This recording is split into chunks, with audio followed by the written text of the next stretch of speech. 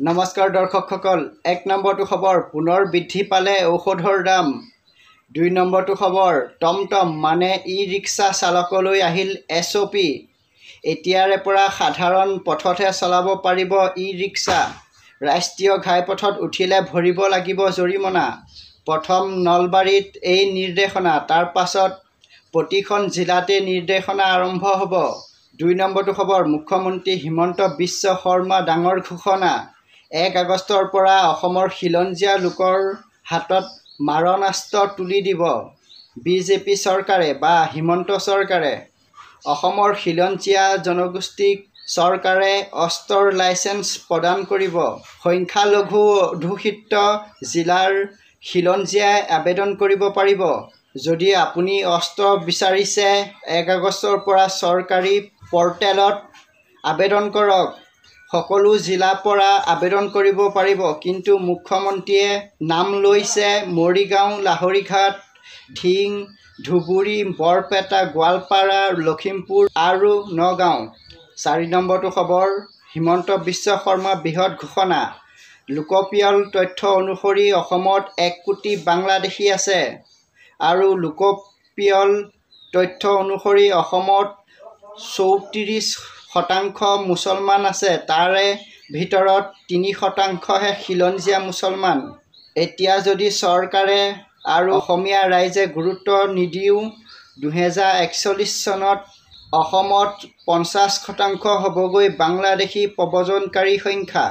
৫ নম্বৰটো খবৰ অসম চৰকাৰ আৰু অসম প্ৰশাসনৰ ঘোষণা। উৰিয়াম ঘাটৰ পাছত ডবকাত চলিব উচ্ছেদ অভিযান। ৬ নম্বৰটো খবৰ আজমল ডাঙৰীয়া মন্তব্যৰ পাছতে সদৌ অসম ছাত্ৰ সন্থা সাধাৰণ সম্পাদক সমীৰণ ফুকনে উভতি ধৰিলে। আজমলৰ চতুৰ্লিপিত অসমীয়া নচলে আৰু অসমতে অসমীয়া ভগনীয়া হোৱা পৰিৱেশ অহা সম্ভাৱনা।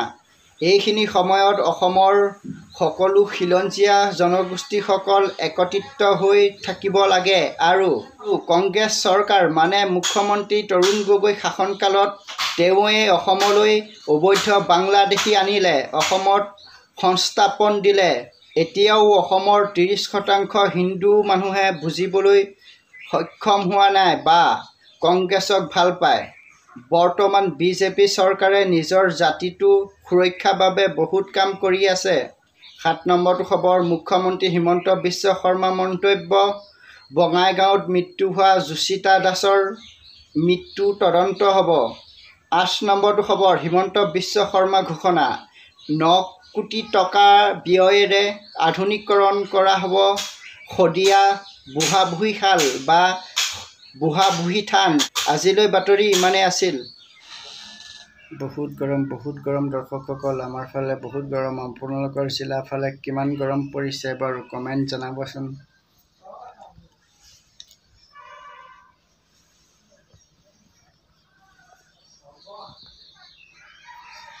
ভিডিঅ'টো লম্বা হ'বৰ কাৰণে অকণমান লগাই দিছোঁ, কোনেও যাতে বেয়া নাপায় দেই দৰ্শকসকল। কালিলৈ এবাৰ এনেকৈ আৰু এটা ভিডিঅ' লগাই দিম, তাৰপিছৰ পৰা নিদিওঁ আৰু।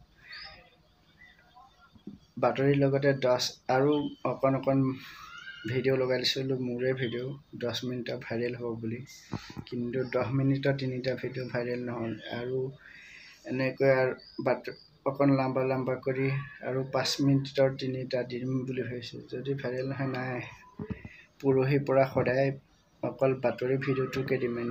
পিছত এইবিলাক এনেধৰণৰ ভিডিঅ' লগাই নিদিম দৰ্শকসকল।